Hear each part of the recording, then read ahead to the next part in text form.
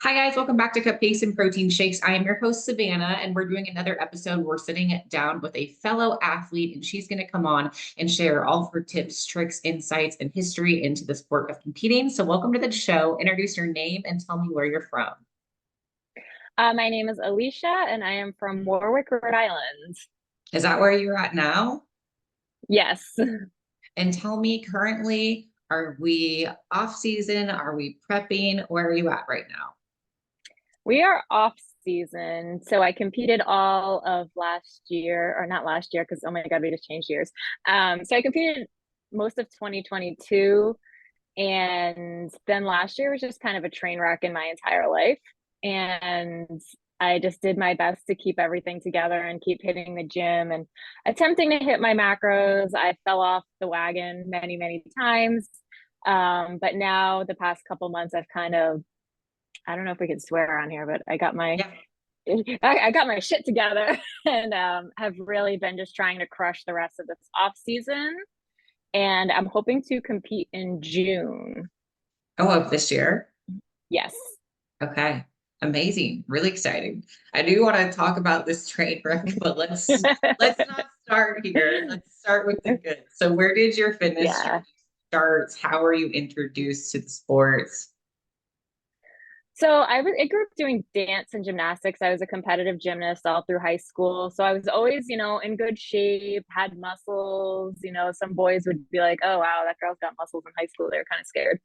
But after that, I went to college and I picked up ballet. I started doing ballet again and just kind of going to the gym whenever. Me and my mom would just go and we'd go, down the line of machines and just do them all and then do the elliptical.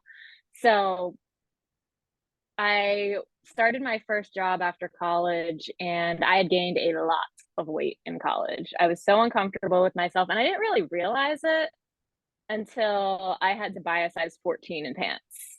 And I was like, I have to do something. So I started looking on YouTube and I found Buff Bunny, and she had a bunch of workouts and workout plans. So I was like, okay, I wrote them all down. I would go to the gym. And that was my first, like, kind of journey into the weightlifting section. And I was terrified and I still didn't really know what I was doing. And I guess probably the pandemic is what really introduced me to competing. I think probably back in like 2009, I was reading a Oxygen magazine and saw a bikini competitor. And I was like, oh my God, I want to do that. And then my boyfriend I was living with at the time was like, let's order pizza. And I was like, okay. So that never went anywhere. But I think it was during the pandemic I started following you and some other bikini bodybuilders. And I was like, I'd like to do this. This is cool, but it looks really hard. I don't know what I'm doing. Yeah. So I I just started following people and I was continuing to work out. Like before the pandemic, I was using an app to track workouts and I kind of started doing things like hip thrusts that I had never done before. And then during the pandemic, I ended up finding my coach and we started kind of doing an off season. I think it was like a summer fitness challenge or something. And then I was like, I want to keep doing this. This is great. So it was kind of after that Wow. that I really started. I know. So back in the day, like magazines, I haven't read a magazine in such a long time, but I feel like that used to be so popular where you just like look and see what other people were doing and you didn't get in the grocery aisle and like they're all the different magazines. You'd be looking at the magazines of like, oh my gosh, like I wish I could look like that. Like magazine covers were huge. And it was just kind of was something that it's like that was like an aspiration. If you were in a magazine, like you were big, you made it. Yeah. I remember similar, like seeing, I don't know where I saw it. I don't know if it was a magazine or if it was like the early bodybuilding days, but Buff Bunny, I started following like just on YouTube because there wasn't a lot of people, I guess, at the time that were consistently like posting. I do remember like watching Buff Bunny's journey and I would just watch these influencers and they all happened to start doing like competing. And I just thought it was cool. I was like, oh, cool. Like, I didn't ever expect to actually do it myself until then, you get the bug and then you're like, wait a minute, I want to do this. This looks really fun. And then you don't look back. But okay, so tell us like what that journey was like. So being to the point where you got to make a change. So, putting on the pants and everyone, clothes don't, trying on clothes sucks, especially as a woman, like building muscle, like going through different shapes, hormonal changes. But like that was your initial turning point, and it was just like, okay, or like, how did you get to the point where you're like, I need to make a change? Like, I know it's easier said than done, like looking back now, but like, what were some steps that you did? So it's like, okay, now I've committed to make change. Like, what were some of the first things that you did? So I know you talked about finding workouts, but was there anything you changed with like food or working out, or like, how did you just get started in a routine? So the first thing I did after the pants fiasco in the Cole's dressing room, sobbing, was I was following Blogilates, and she had this program that came out, and it was like 28 days something where you give up added sugar, alcohol, gluten, and dairy. And the meal, there's a lot of recipes in there. And I wasn't a great cook, but I could cook like some stuff. But it seemed easy. There were no workouts that went with it. It was basically just nutrition. And I had kind of like an alcohol problem. I bartended and all that good stuff where it's like, yeah, you go into work, first thing you do is take a shot. Yep. So I was like, I'm going to do this. And I was close to 200 pounds at the time, and I'm 5'7". So people always said I carried it well because I'm taller. But so I did that. And for 28 days, I had no added sugar, no sweets, no nothing, no alcohol. I think I might have screwed up on the gluten a little bit because I was having oatmeal, and I don't know if that has gluten in it. I think it does. Some of them do, some of them don't. But I didn't cut out carbs. I still had like rice and potatoes. I didn't have any dairy, but I don't really eat dairy anyways. I have cheese once in a while, I guess. But Yeah. and I did that for 28 days and I lost 15 pounds. Wow. So, With and no that's like effort. insane. I was taking ballet class three Okay. times a week. That was pretty much it. Wow. But I But it mean, was kind of crazy. 15 pounds, like that's a prep. Like that's a lot of weight. I Just know.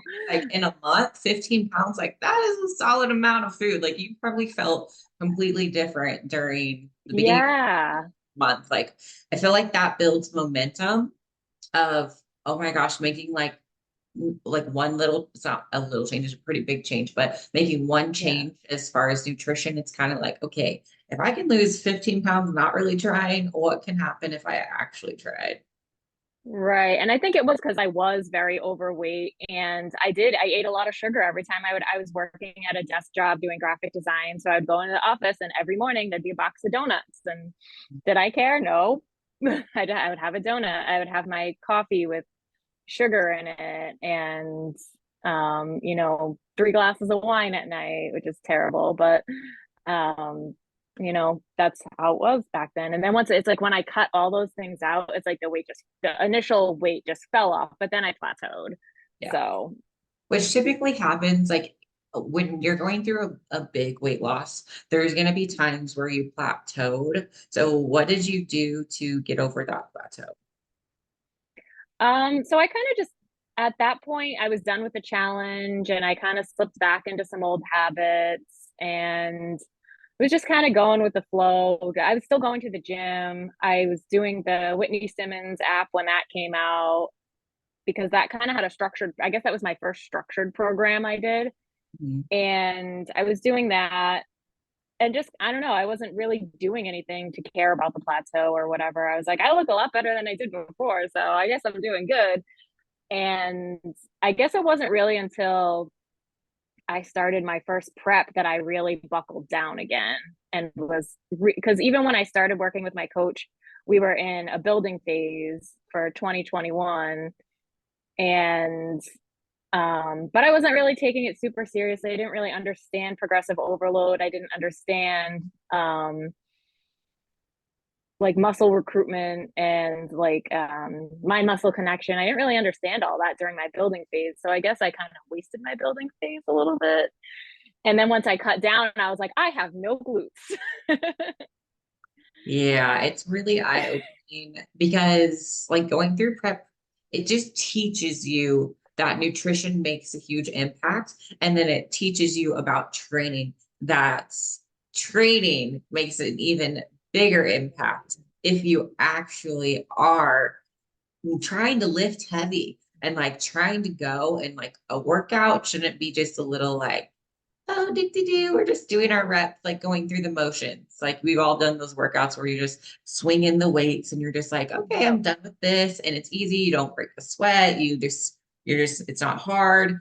It's not really how it should be. Like prep really teaches you, no, every single workout is going to be a challenge. You got to like squeeze, you got to hold. You should make it hard. It should be hard. If it's not hard, go up in weight or, do something different. But I think that's like that knowledge gap between a competitor to like a lifestyle client of just like learning like what it actually takes to shift your body and to use food to shift it and to use workouts. I think that's a huge gap that you don't really understand until you go through a true like building phase, or you get to the end of the cut and you're like, why do I look skinny still? Like where's my muscle?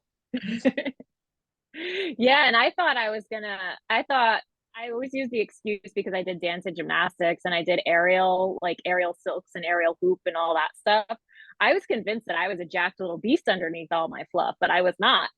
Yep. And I wish I was like, even the whole off season, the whole building phase I had before my first prep, where I was doing hip thrusts and leg press. I was like hip thrusting like 80 pounds maybe. And I thought, I was like, wow, this is so great. But I also have a lower back issue in my SI joint. So I can't go super, super heavy.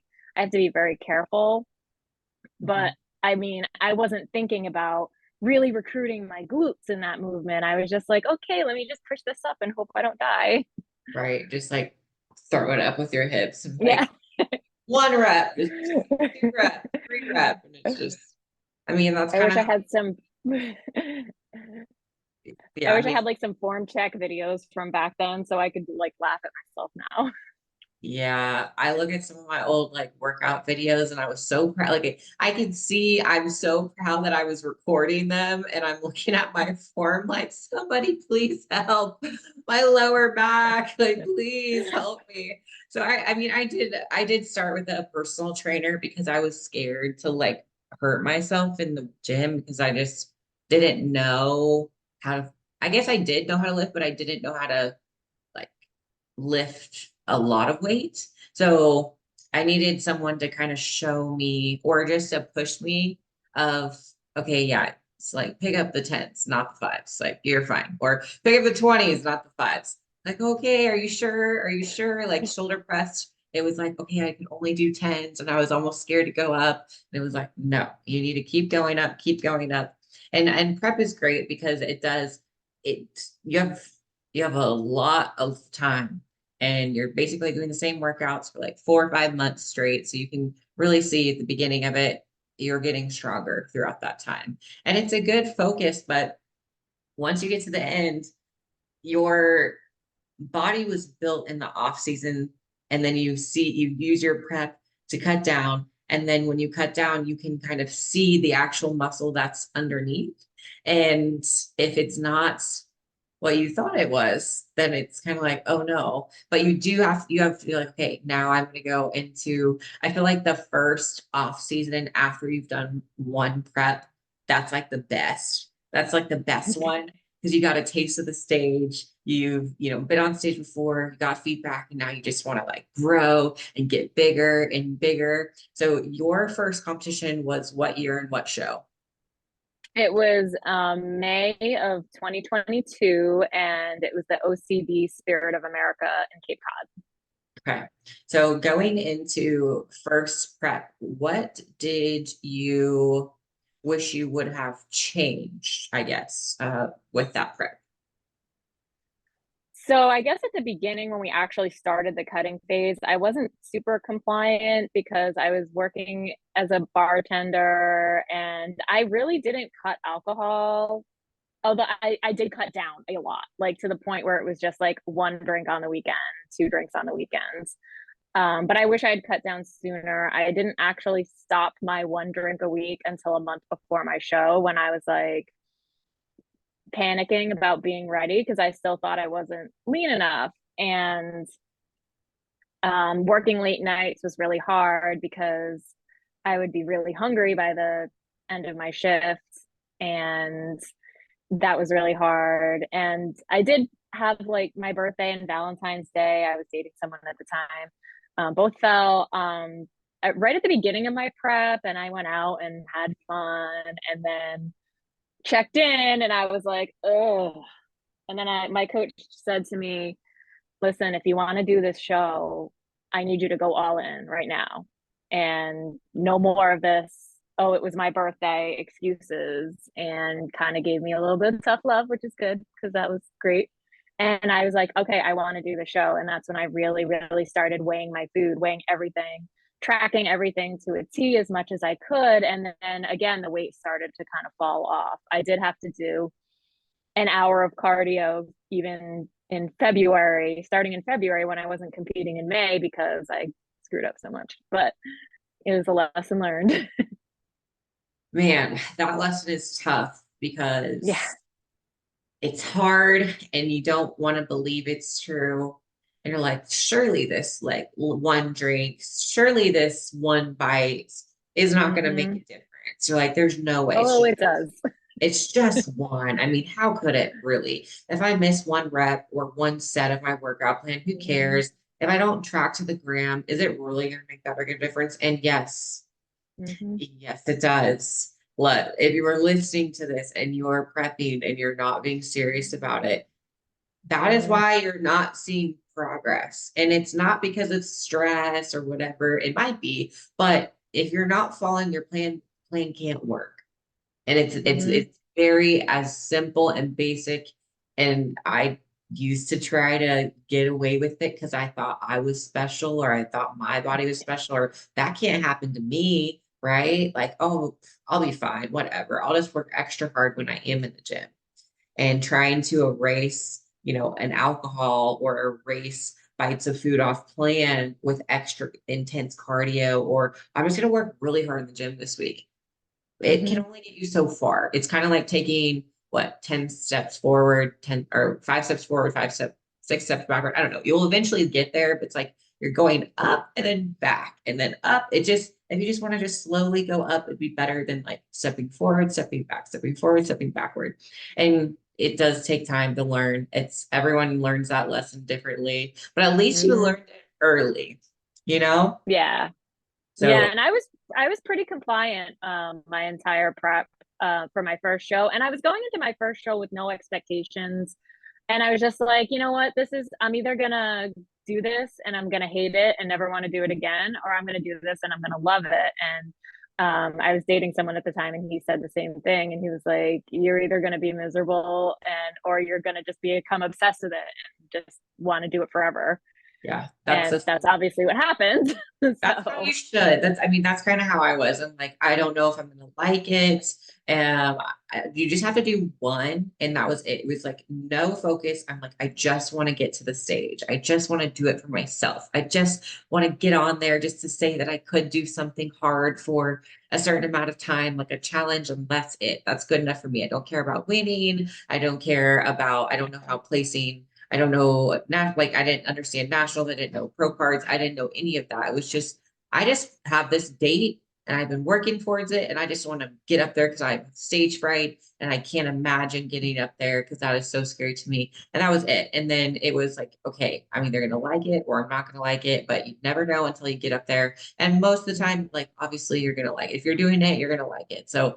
sometimes you can do one and done, and that's fine too, but you got to get up there and try it out. So how did your first competition actually go? Like, did you end up placing? Did you like, what happened?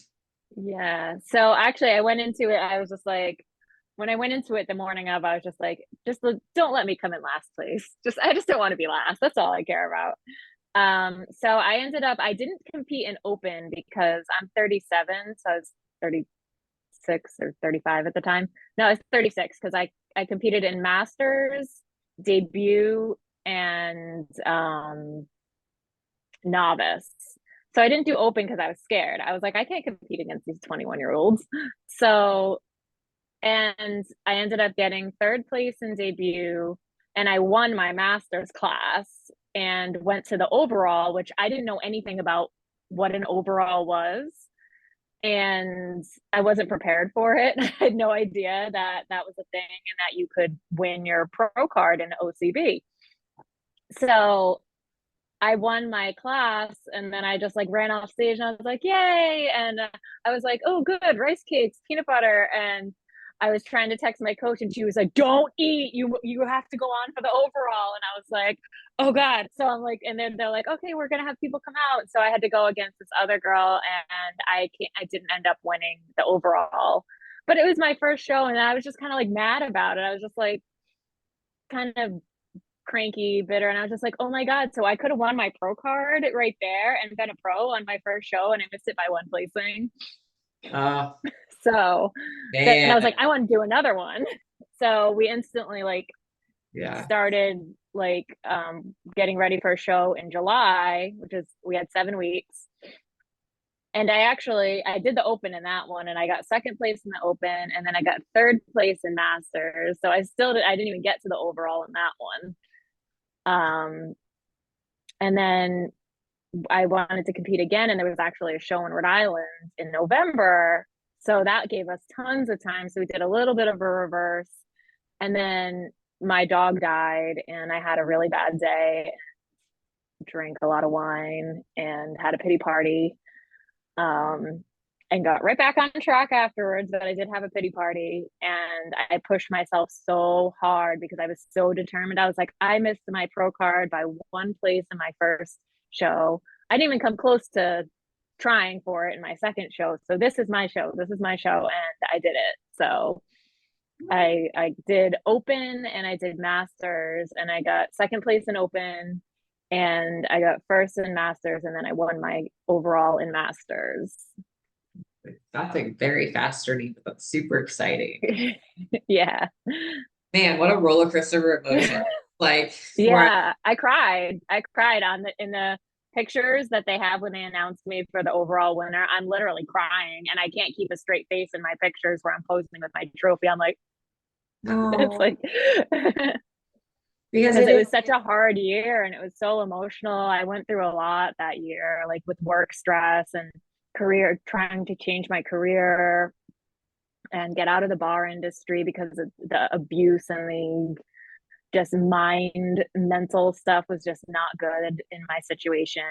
And I was trying to get back into graphic design and just not having any success, and just being like, I'm 36, where do I belong in this world? And just to have to actually achieve something, it felt so good, and I just like sobbed like a baby. It was very emotional.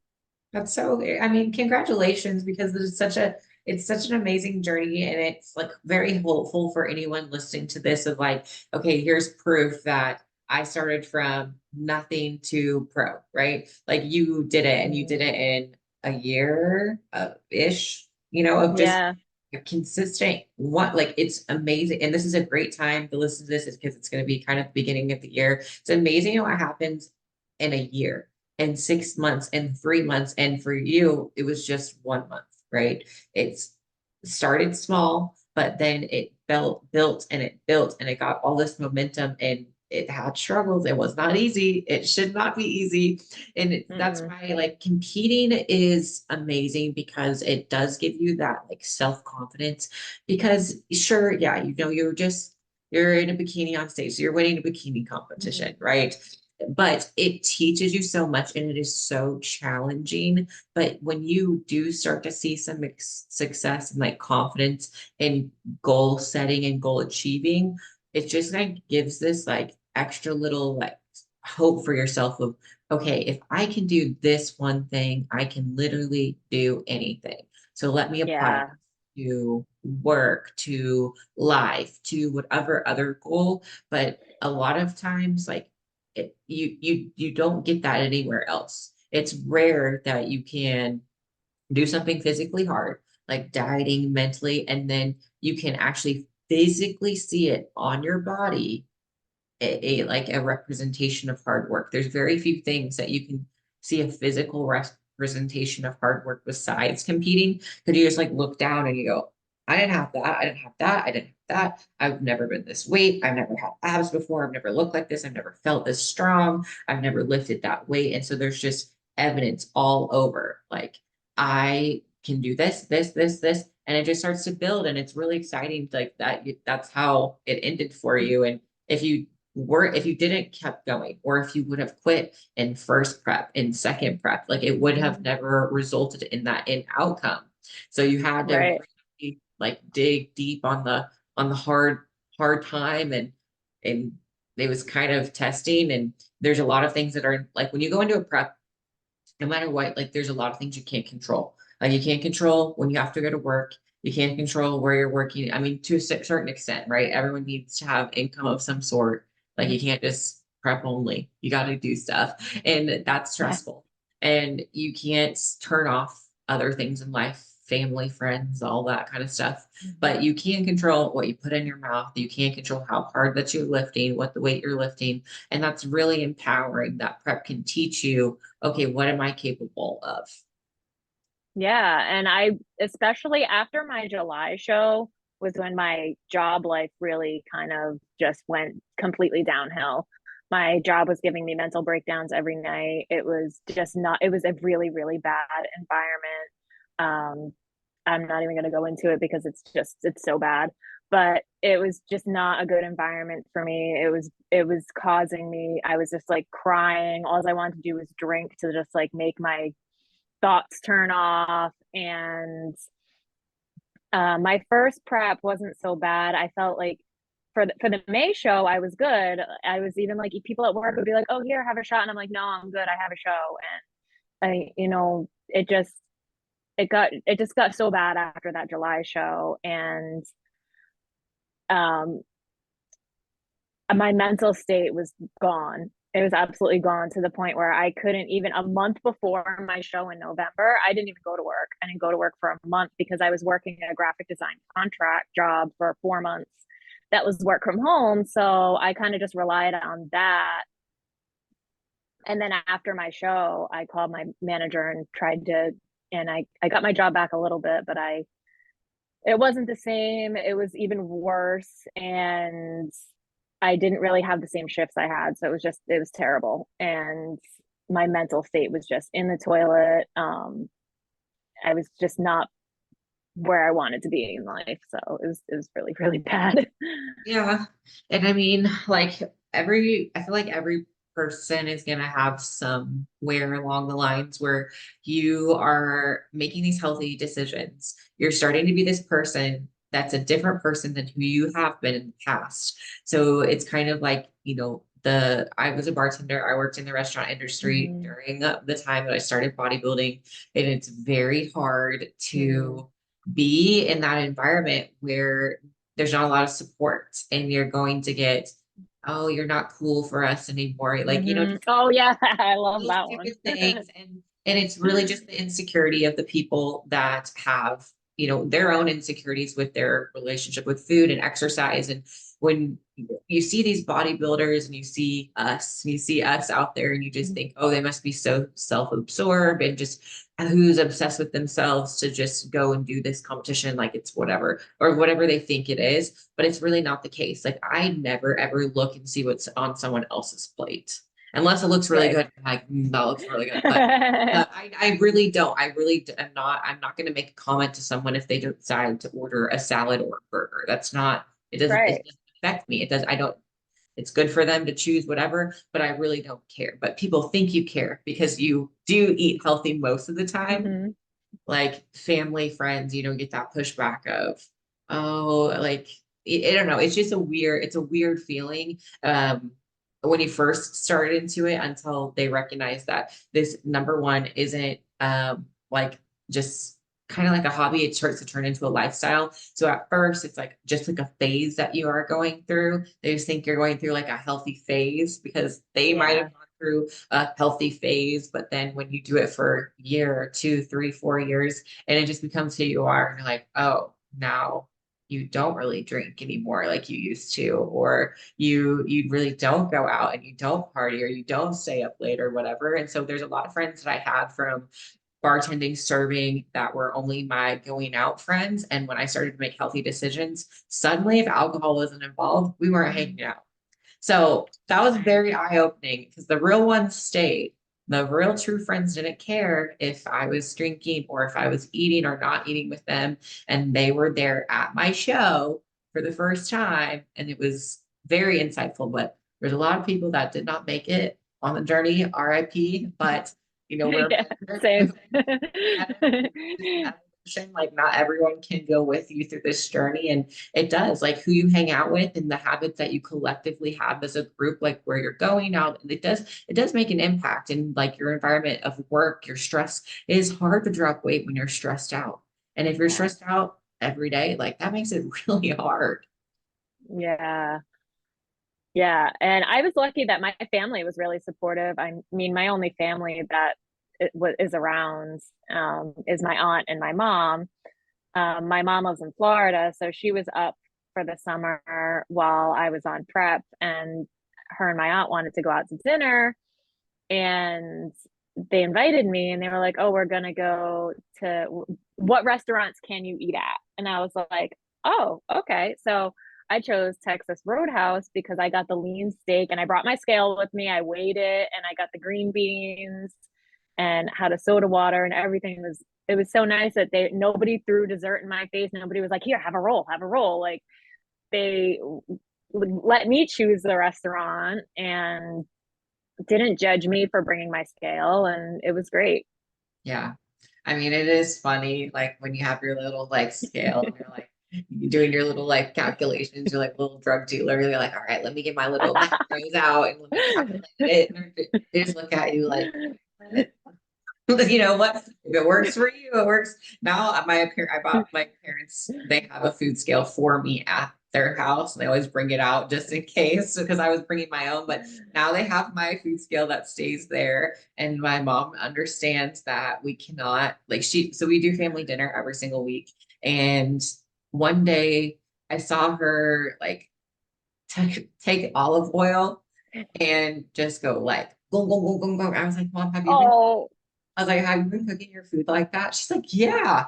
Is there anything wrong? It's just olive oil. It's like healthy, right? I was like, I'm so sorry, but whatever is in your cooking, I was like, I cannot eat that. I mean, it was like I had to have been like a half cup of olive oil. And I'm like, I don't know oh how to my God. do this. Even though you're putting chicken in it, I can't eat it anymore because now it's chicken with all the fat in it. So I'm like, she's like, really? No worries, like we'll wipe it. So I taught her. So now she knows, okay, I can only do the little spray for you. All the seasoning's fine, no butter, no oil, nothing like that.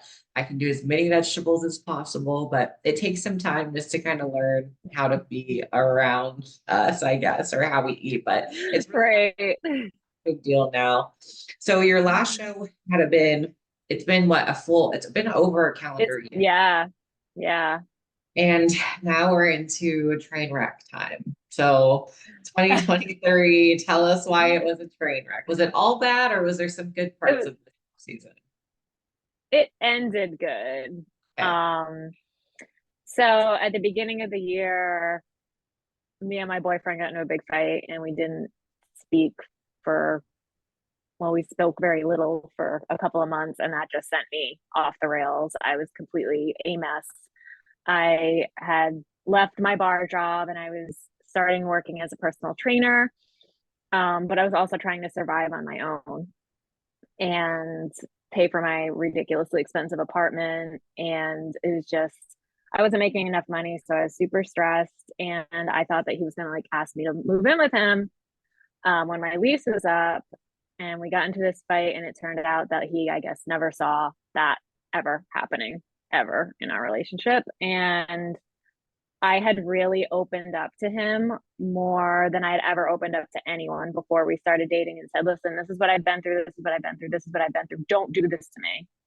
And this is what I want in a relationship. And this is what I don't want in a relationship. And he was like, yeah, yeah, yeah. And he was great while I was on prep. He would like weigh my food out for me and cook for me. And I don't know what happened. Something just maybe it was the my expectation of moving in and then him being like no, and I don't know, but it sent me down a really really really dark place, and especially because I felt like no one loves me. I don't have a career, I don't have a job that I can support myself, I don't know what I'm going to do. And then me and my aunt had a conversation about me in a career, and she gave me a really great idea. So I started applying for other jobs, and I actually got one, and I started getting my master's degree. I applied to grad school, so I got in and started my master's degree to work towards a new career as a librarian. And so I'm currently working in a couple different libraries, and I got a 4.0 my first semester of grad school, so that was good. But when me and my ex kind of ended things, I was literally about to be homeless. And this was back in June of 2022.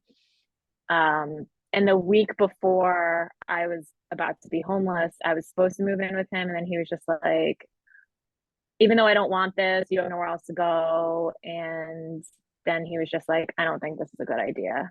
And I was sobbing. I was like, I just got dumped. I'm about to be homeless. And I was crying and I wasn't paying attention. And I was driving and I crashed my car and totaled my car. So I basically hit rock bottom, like 100% rock bottom. And I, by some grace of God, I guess, I found an apartment that was affordable 2 days before my lease was up and I was about to be homeless. And I ended up moving. It's not the greatest place, but it's not terrible.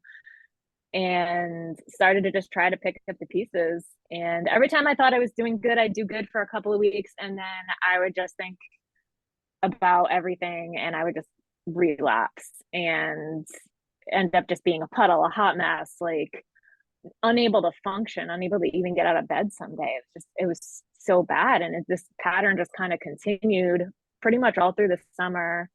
Um, while I was working basically for minimum wage, basically barely scraping by. And then I don't know, just something just was like, I was watching one of the national shows on YouTube or something, and I was just like, you know what, the first building season I was in, I was drinking and not really taking it seriously, and now I'm in another off season and I'm depressed and I'm drinking and I'm just not taking care of myself. I need to wake up, because then the next time I get on stage I'm going to be like, I have no glutes again, yay. So I've just been kind of struggling and still struggling, but definitely a lot better now. And I just tentatively pretty much accepted a better, higher paying job in my field as a librarian. So that's how my year ended, was with getting a job offer, which is great. Yeah. And I'm hoping to start that in the next couple of weeks, and that'll help me drastically. Oh, girl, I feel for you. I mean, it's gonna continue to improve. Like, if you can't go up until you hit bottom, right? It gives Yeah, you different appreciation of everything above rock bottom. It has to be yeah, better.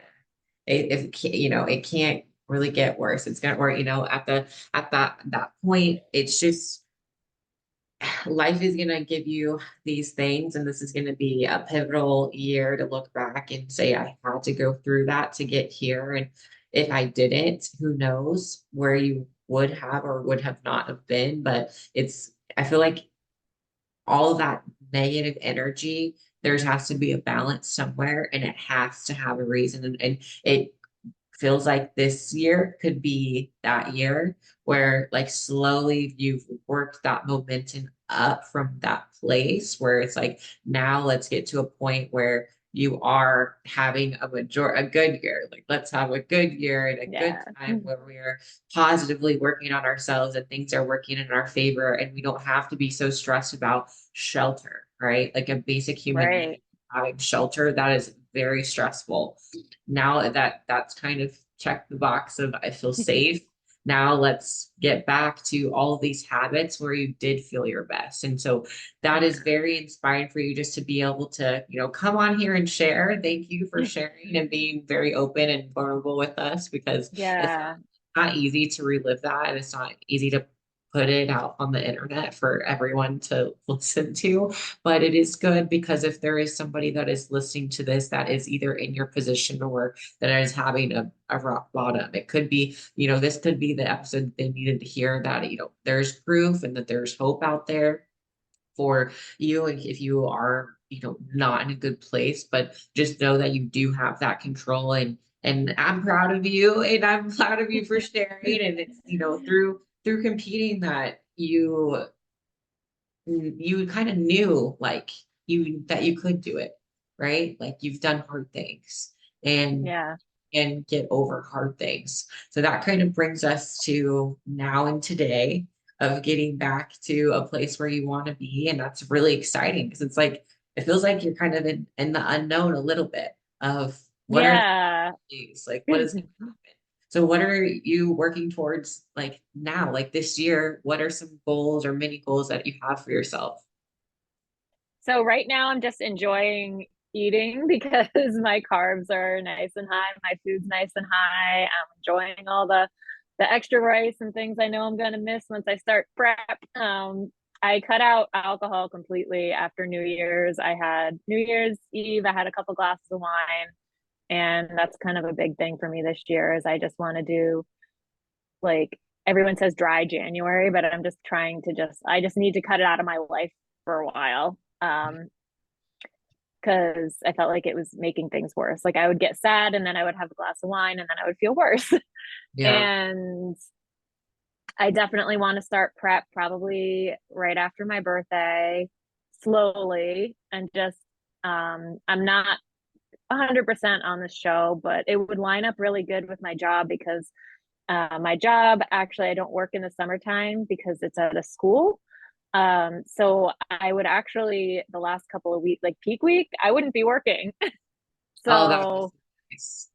yeah, so I think this is going to the new job's going to put me in a really good place.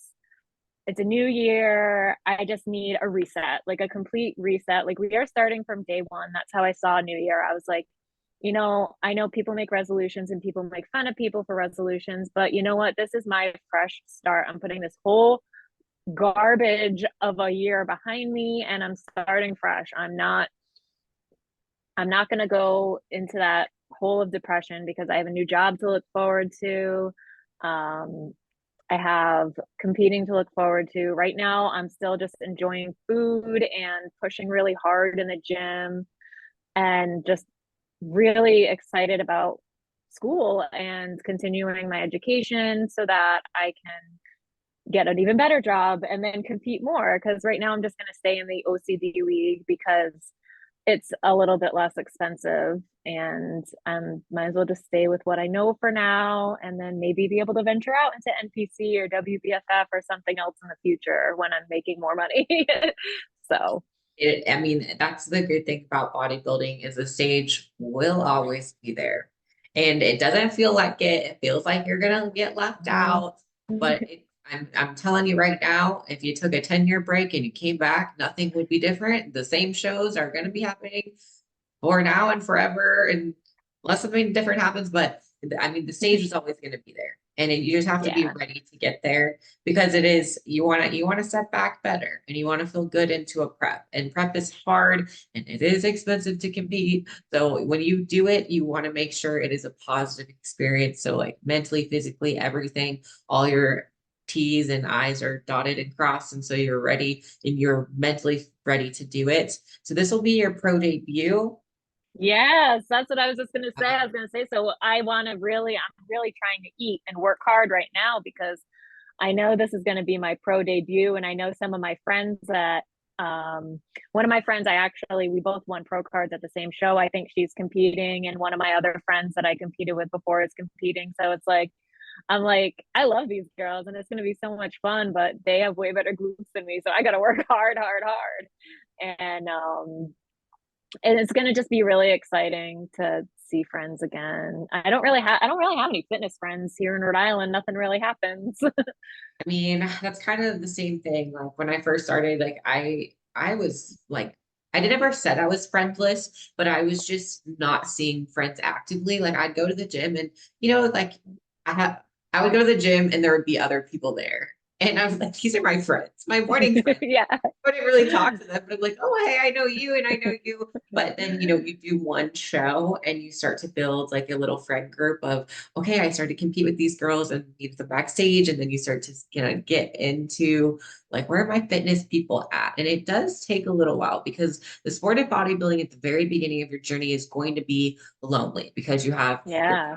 life and you have this new fitness self. And a lot of times your past is going to be different than your present. You have all these healthy habits, and a lot of the people from your past don't. So as you're growing up, your friend group kind of needs to change until you find your people. So maybe that is a year or two where it's like, okay, I just need to grind and focus on me time. And then you get to the point where, oh my gosh, there's other people that are crazy like me that do this too. And they also love to, work towards goals. So it is like you will find your fitness community. There's a lot of us out there that live in the Midwest, for example. Like Midwest traditionally is not into bodybuilding. It is beer drinking and like burgers and whatever. So it's slowly getting here. Like it's been a very slow. It's like we used to have one competitor. Now there's like five of us at our gym. So it's slow, but it does happen over time. So that's really exciting. And I think one thing that you were saying is like you have a lot to look forward to. So I love prep because it is always a projection of the future excitement, and you almost feel that excitement for 4 months, right? Like you are so excited to get up to do a workout because you're one day closer to that show day. You're one day, or you're like, okay, I'm excited because I know I can't have a piece of cake now, but in 4 months I can have a piece of cake. And that gets me excited. And so I think I can hold my shit together. And so I can have that cake in 4 months, and like stacking your deck in your favor. So now we have work to look forward to, you have competing to look forward to. And I feel like when you are your busiest, it's when everything starts to align. When I'm usually Yeah. busiest with work, when I'm competing at the same time, you start to get really efficient. Time management skills go through the roof because you only have a certain amount of time. You're like, okay, there's no time for procrastination. I was like, I only have 1 hour to work out. So I either work out or I don't. And it's Yeah. fun just to build that momentum, especially for a pro debut. Pro debut, you only get one and you make it counts. And it is, Yeah. I'm excited. and I feel like this is a good time for your pro debut because it is almost like your debut to new you too. So Yes. it's Yes. like new pro debut. I'm gonna embody this pro version of myself. And that's kind of what I did. It's like I really wanted to step up, personal habits. And it's that pro card that gives you confidence that you already knew that you had, but it just is kind of like, okay, now I can, or now I feel like I'm empowered to like really go after it or like really take my habits to the next level or like really push myself. So it's very exciting. I'm excited for you to do it and step on stage and see where it takes you because you can do it for fun and you can do it to better your life, and it's a great place to be. So is there any advice that you would like to leave us with for someone that's thinking about getting into competing but they're not sure yet? I would say when you do start working with a coach or following a plan, take that first building season seriously. Because if I could go back and do anything, that first building season I had 2021, um, pretty much from July to December, I was in a calorie surplus. I didn't understand anything though. I really didn't understand what I was doing. And I wish I understood a little bit more about really pushing hard in the gym, because if I had just cut back on drinking, prioritized sleep, and really hit it hard in the gym, I probably would have had a lot more muscle going into my first season. But I guess it's hard at the beginning to understand all that and how it's all going to affect you when you do go into a prep. You're just thinking, oh, okay, well, I don't know. I've been fluffy for so long. I don't know what's under here. It is. It is hard to imagine you're lean and with muscles when you are not Yeah. that way.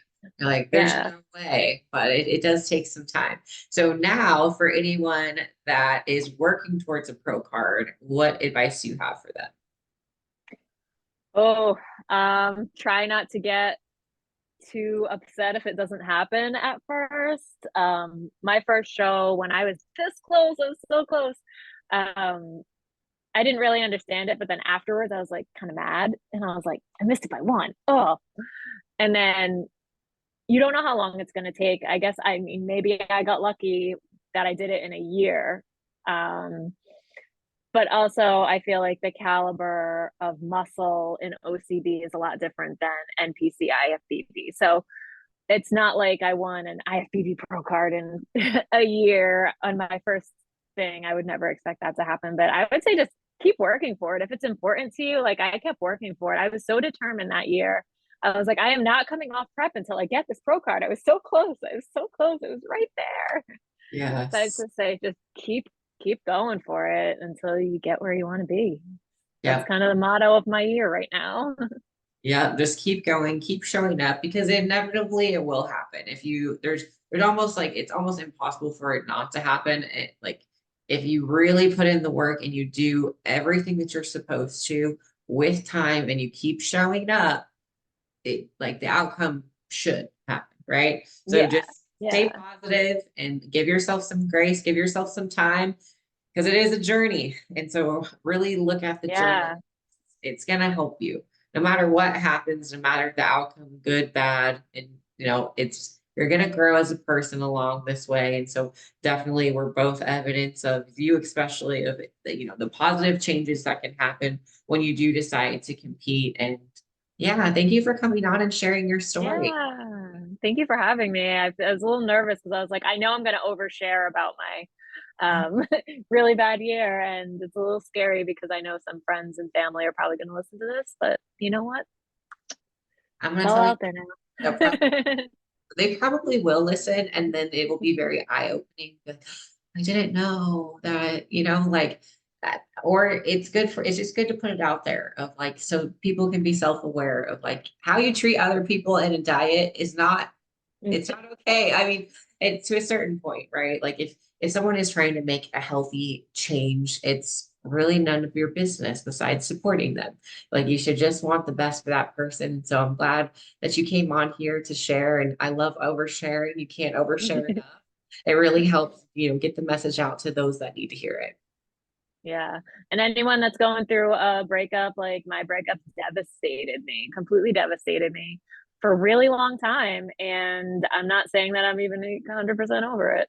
So if you're going through a breakup like that, like too, like just stay strong because one day you're going to look back at it and not even be upset anymore. And I'm hoping that day is coming soon for me. I am hoping so. Well, thank you for coming on the show. Yeah. Thank you for having me.